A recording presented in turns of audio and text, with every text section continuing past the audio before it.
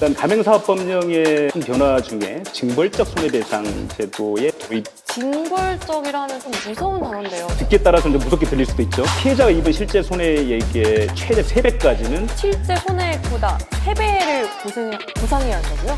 앞으로 가맹본부를 운영하려면 이제 직영점을 운영해야 된다라는. 과거에는 직영점 없이도 가맹본부를 할 수 있었던 거네요? 이상하죠. 너무 이상한데요? 그러니까요. 창업시장에는 큰 피해들이 속출하기도 했었습니다. 공정이권의 도입을 뽑았습니다. 가맹점주들도 단체를 구성할 수 있다고요? 그러니까 가맹본부가 거래상 우월적 지위를 가지고 있다고 보고 있거든요. 불안전한데도요? 강제할 방법이 없다라는 불안전한 제도다 이런 평가를 받고 있습니다. 다음으로 공정거래위원회 심결례 탑3에 대해서 알아볼 시간인데요. 이 공정거래위원회 심결례 도대체 뭔가요? 아까 공정한 거래 질서 확립을 위해서 국가기관이 있다고 말씀드렸죠? 공정거래위원회. 이제 불공정 거래 피해가 생기면 이제 공정거래위원회에 이제 신고를 하게 됩니다. 신고를 하면 공정거래위원회에서 여기에 대한 조사도 해보고 그래서 결론을 낼 거잖아요. 그래서 공정거래위원회에서 그런 불공정 거래 어떤 피해 신고 사건에 대한 판단, 이것이 심결례다 이렇게 보시면 될 것 같아요. 아, 그렇군요. 그럼 불공정 거래에 대해서 신고를 하면 공정거래위원회가 판단을 해준다는 거군요. 그렇다면 이번에도 3위부터 알아보겠습니다. 예, 3위는요. 가맹계약서에도 없는 가맹금을 가맹점에게 요구하는 행위. 이것이 위법하다라고 하는 판단을 소개하고 싶습니다. 그런데 도대체 가맹금은 뭘까요? 계속 어렵죠? 단어 하나하나가 굉장히 좀 어려워요. 그래서 좀 쉽진 않은데 좀 쉽게 설명드리면 가맹점 출점하려고 하시는 분들이 있잖아요. 보통 우리가 가맹 희망자라고 합니다. 그리고 이미 이제 가맹점 출점해서 운영하고 계시는 분들, 그분들은 이제 가맹점 사업자라고 하고요. 근데 이분들이 이제 가맹점 운영권을 취득할 때, 그리고 가맹 계약을 계속 유지하려고 할 때 가맹 본사한테 내는 어떤 그 대가 같은 게 있을 거잖아요. 그게 이제 가맹금입니다.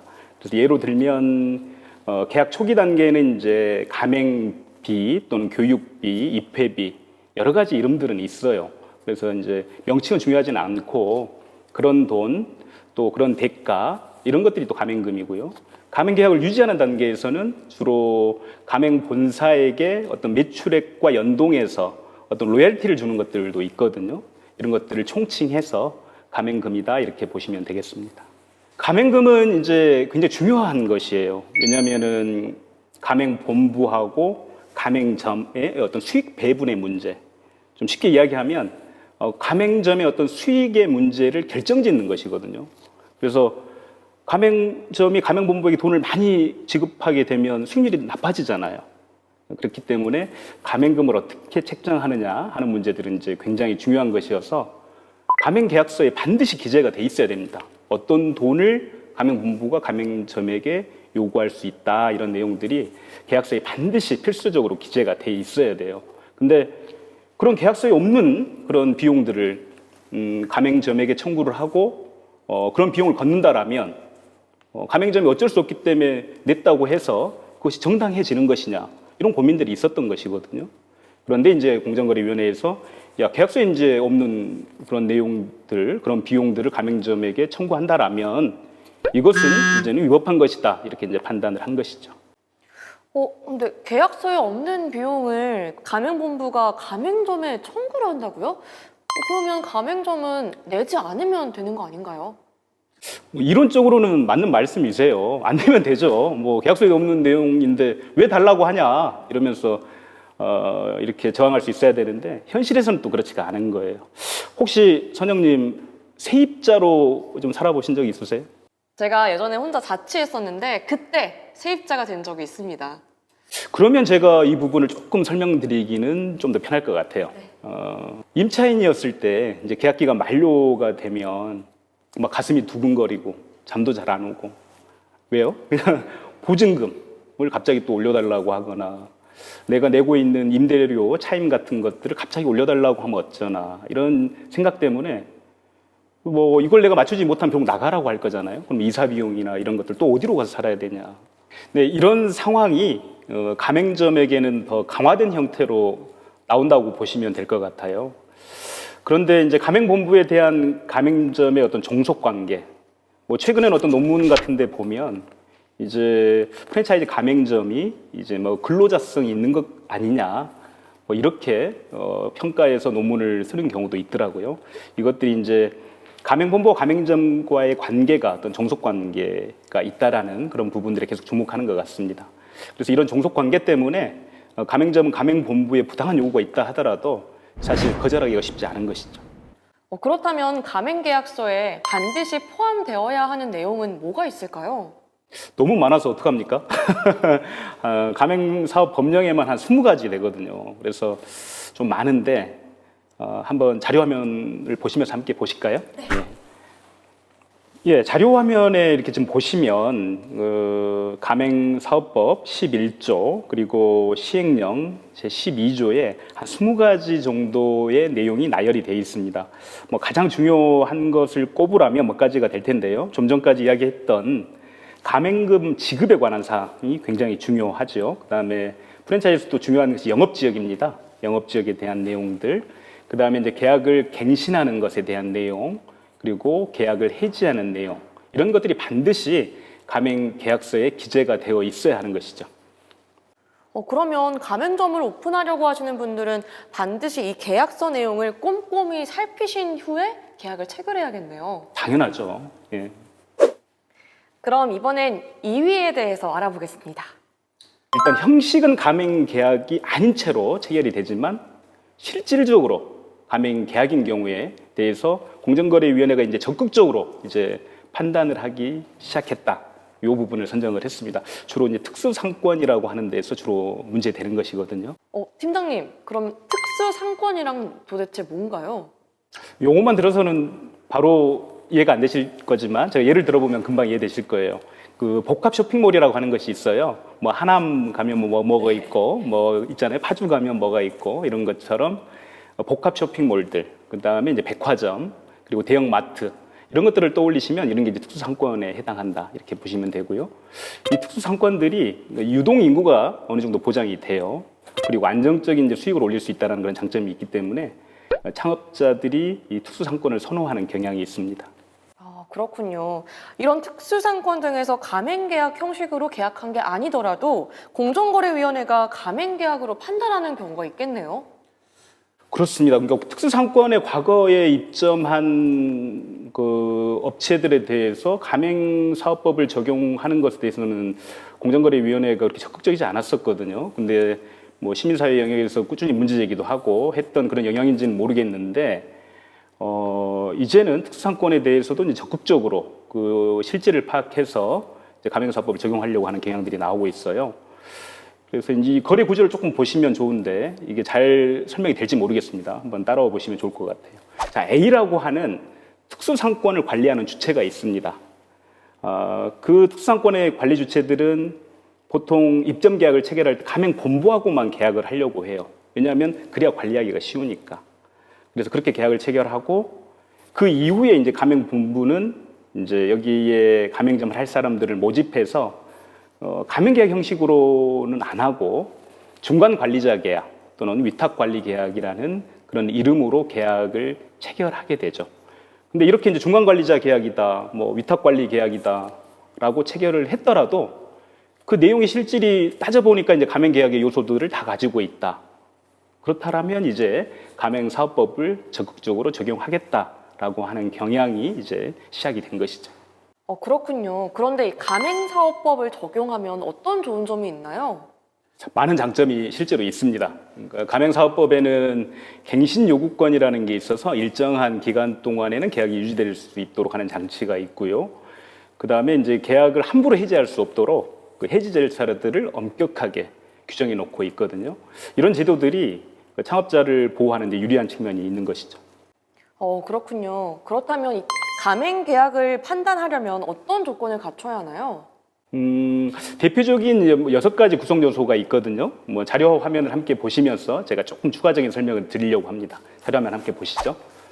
자, 가맹 계약이 되려면 반드시 6가지 구성 요소는 있어야 됩니다.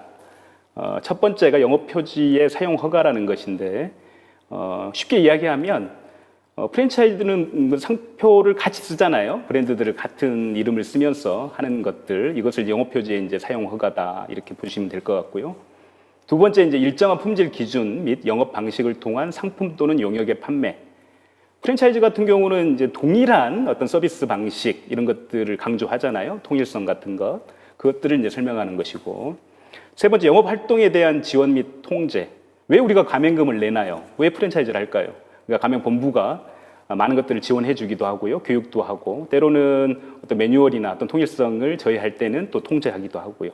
이러한 요소들이 과연 이 계약의 내용 중에 있는 것인가를 또 보는 것이고요.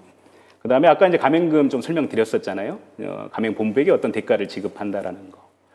그 다음에 가맹본부하고 가맹점 사업자는 이제 계속적 거래 관계에 있는 것이죠. 한번 거래하고 끝나는 것이 아니고 지속적으로 뭐 매매 계약도 하기도 하고요, 임차 계약을 하기도 하고, 뭐 도급 계약 같은 것들도 그 안에 포함되어 있어서 어떤 복합적인 어떤 계약 관계를 계속 유지해 나갑니다. 그리고 마지막으로 이것도 중요한 것인데, 가맹본부하고 가맹점 사업자가 모두 그러니까 독립된 상인의 지위를 갖고 있다는 것이죠. 각자 독립된 상인이다 이런 것인데, 이 표지에서 우리가 좀 봐야 될 것이 뭐냐면, 가맹 계약이 되려면 아까 말씀드렸던 뭐 중간 관리자라고 불렸던 그런 이름으로 불려지더라도 실제로 점포 운영에 따른 이익과 손해가 누구한테 귀속되느냐? 가맹 본부에게 귀속된다라면 가맹 본부의 점포이겠죠. 근데 그 중간 관리자로 이름 붙여놨지만 그 사람에게 점포 운영에 따른 이익과 손해가 귀속된다라면 이것은 독립된 가맹점으로 볼 수 있는 것이죠. 이렇게 특수상권에 입점했거나 입점을 준비 중인 분들은 가맹점의 경우에 이렇게 팀장님이 설명하신 내용을 체크해 두시면 좋겠습니다. 두구두구두구두구두구 공정거래위원회 심결래 1위를 말씀해 주시죠. 1위는 필수 물품이라는 이유로 거래 상대방을 구속하는 행위에 대해서 공정거래위원회가 제재를 강화하고 있다. 이걸 꼽았습니다. 그런데 팀장님, 이 필수 물품이라는 게 뭔가요? 이것도 정확히 설명드리긴 좀 어려운 측면이 있어요. 왜냐하면 우리 법에서 이 의미에 대해서 정확히 정의를 내리고 있지는 않거든요. 그래서 정의 내리기 좀 어려운 부분이기는 하지만 간단히 말씀드리면 가맹 사업을 하는데 필수적인 물품을 줄여서 필수 물품이라고 일반적으로 말한다. 이렇게 하면 동호 반복이 돼버리나요? 예, 보통 치킨 브랜드 이런 거 보면 뭐가 필수한 물품일 것 같아요? 뭐 닭, 그리고 기름 이런 거 아닐까요? 아, 그렇죠. 그게 필수 물품으로 볼 수 있을 것 같고요. 피자라고 한다면? 뭐 치즈? 그렇죠. 치즈 가장 많이 들어가니까요. 예. 네. 도우 뭐 이렇게 이제 이런 것들이 보통 이제 필수 물품이라고 보면 이해하기 쉬우실 거예요. 그런데 뭐가 문제가 되는 거죠? 반드시 이제 필요한 것들은 또 가맹본부를 통해서 받아야 하는 것들이 있죠. 가맹본부만이 어떤 기술력을 가지고 있어서 가맹본부만 만들 수 있는 것이라면 거래를 강제하는 것이 크게 문제될 것은 없어요. 근데 가맹사업에 반드시 필요한 것이 아닌데도 불구하고 가맹본부가 반드시 자기한테만 사라, 또는 내가 지정한 업체한테만 사야 된다, 이렇게 거래를 강제를 하는 것이죠. 이런 때 이제 문제가 되는 것인데, 최근에 이제 외국계 브랜드이거든요. 여기서 특정 회사에서 나오는 일반 공산품이에요. 우리도 구할 수 있는 거. 이런 그 세척제 13종에 대해서 반드시 본사로부터만 사야 된다. 뭐 이렇게 해서 이 부분이 위법하다라고 하는 그런 판단을 한 적이 있었습니다. 일반 공산품인 세척제를 강제 구입하게 한다고요? 네, 시중에서 쉽게 구할 수 있는 물품을 좀 더 싸게 공급한다. 그러면 문제 없겠죠. 왜냐하면 가맹점 입장에서는 좀 싸게 사서 더 많은 이익을 낼 수 있으니까 그런 경우에는 문제가 되질 않아요. 근데 보통 이제 가맹본부에서는 뭐 일반 공산품이나 이런 것들을 시중가보다 높은 가격으로 이렇게 이제 판매하고 공급할 때 이런 문제들이 발생을 하는 것이죠. 해외에서도 이런 사례가 있나요? 우리가 이제 해외까지 가야 됩니까? 네, 해외 사례도 있습니다. 한 1971년도 치킨 딜라이트 사건이라는 것이 있는데요. 이게 이 사건 하나가 주는 파장은 굉장히 이제 컸어요. 종이컵이랄지 이제 주방 설비 이런 것들까지 이제 필수 물품이어서 반드시 본사로부터만 사라. 그랬더니 이제 가맹점주들이 좀 모여서 소송을 제기한 거예요. 그래서 결국 이게 대법원까지 이제 올라가서 대법원에서는 치킨 딜라이트 본사가 반독점법을 위반했다 이렇게 이제 판단을 한 것이거든요. 근데 이 어떤 판단 이후에 사실 미국의 프랜차이즈 산업도 꽤 많은 변화들을 일으키게 됩니다.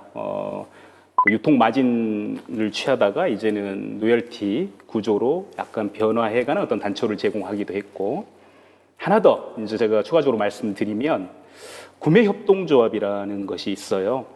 좀 더 진화된 이제 형태인 것인데, 미국의 이제 프랜차이즈의 대표적인 그런 버거킹이랄지, 던킨 도너츠, 그 다음에 KFC나 피자헛 이런 데들도 이제 구매 협동조합을 설립해서 이제 원부 재료에 대한 어떤 가격을 최소화시키는 거죠. 그래서 좀 더 이제 경쟁력 있는 브랜드로 거듭나고요. 가맹본부하고 가맹점 간에 뭐가 더 비싼 걸 왜 이렇게 비싸게 파느냐, 다른 데보다 이런 거 가지고 갈등을 빚지 않으니까 가맹본부와 가맹점 사이에 이제 신뢰가 조금 더 올라가고, 그로 인해서 이제 지속 가능한 성장 모델을 만들어간 그런 사례들도 있습니다. 합리적인 범위 안에서 필수 물품을 설정해야만 이 가맹본부와 가맹점 간 갈등을 완화시킬 수 있을 것 같네요. 가맹계가 갱신이 되지 않아서 어려움에 처한 경우들이 발생을 많이 했거든요. 10년 이상 지나면 더 이상 못하는 건데? 10년이 지나버리면 이런 권리를 행사할 수 없기 때문에 가맹점주 단체 방해 행위가 가끔 일어나고 있나요? 가맹본부의 행위에 대해서 위법성을 정면으로 인정하는 것도. 단체 구성권, 거래 조건, 협의 요청권. 와, 이거 용어도 어려운데. 다양한 문제들이 생기는군요. 가맹계약을 해지하는 경우들도. 가맹계약을 해지한다고요? 이건 경제적인 사형 선고예요. 행위가 일어나고 있다니 걱정입니다. 네, 저도 이제 숨이 가쁘네요. 이제 영업 손실에 대해서도 손해배상을 해야 하는 거군요. 손해배상의 범위를 현실화하는 것을 평가할 수 있습니다. 가맹계약을 체결하는 일은 근절돼야겠습니다.